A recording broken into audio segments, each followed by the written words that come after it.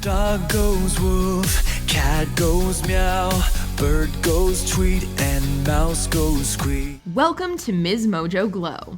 And today we're counting down our picks for the top 10 worst covers on Glee.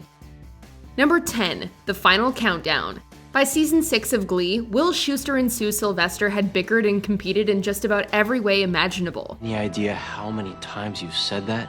And it still feels good.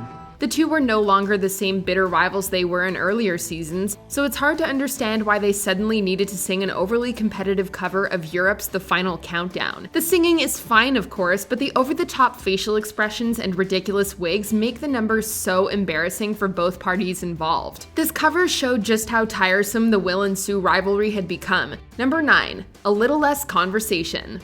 When a student complains about Mr. Shu's incompetence as a Spanish teacher, he responds by singing this classic Elvis song partially in Spanish. With Will dressed as a matador and a mariachi band playing behind him, this song hardly proves his capability as a Spanish teacher. We definitely agree with Santana. Will should just stick to what he's good at, teaching the Glee Club. You're the one who complained to Principal Figgins about me. Yeah, and I do it all over again after that performance. Number 8, Baby Got Back. Glee's cover of Sir Mix-a-Lots is about as far from the original version of the tune that you can get, which isn't necessarily a bad thing. The song is meant to be a goofy and fun parody of the original, and it definitely comes across that way. The issue with this cover is that the new melody and many other aspects of the performance aren't original to Glee at all. They came directly from Jonathan Coulton's arrangement of the same song. I like big butts and countdown, you are the brothers countdown. Because it's a cover of another artist's song, Fox never credited Coulton or even asked permission to use his ideas in the first place. Baby got back. Number 7, I Still Believe, Super Bass. This season 4 performance starts out normal enough, with Blaine and the rest of the Glee Club singing a cover of Mariah Carey's I Still Believe, but quickly transitions into an unexpected mashup with Sue Sylvester going all out singing Nicki Minaj's Super Bass. Watching Jane Lynch clad in all pink leopard print performing under a blacklight feels like a fever dream, but it is so painfully real.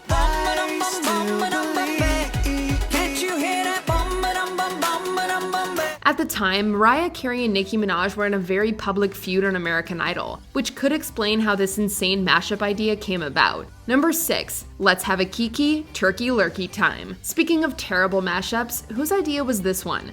According to Glee, nothing says Thanksgiving like a classic drag queen party anthem from 2012, interrupted by a turkey-centric song from the 1968 musical Promises, Promises. It's turkey lurkey time. Tom Turkey ran away, but he just came home.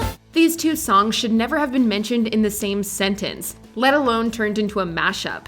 Though, to be honest, the only reason we still go looking for this clip is to catch a glimpse of one of our favorite drag queens, Shangela. At the end, Rachel proclaims that this has been the best Thanksgiving ever, but we'll have to politely disagree.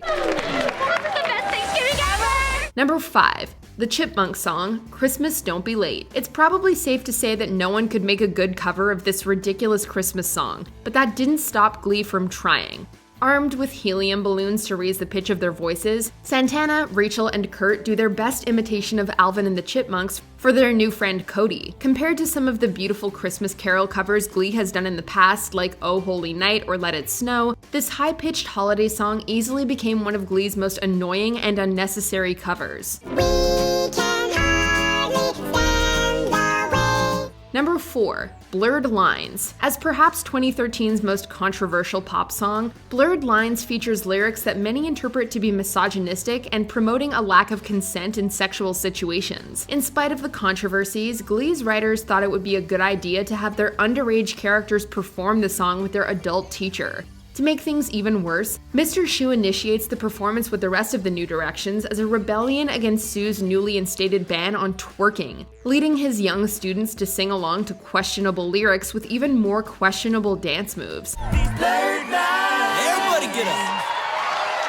Number 3, Gangnam Style. Glee's creator Ryan Murphy himself said this was the worst cover featured on Glee, and we have to say we can see where he's coming from. Psy's K-pop hit was insanely popular at the time, but it probably wasn't the best choice to perform as a serious entry at sectionals. Tina did get a much-deserved moment in the spotlight for the solo, but but this song definitely doesn't show off all that she's capable of musically.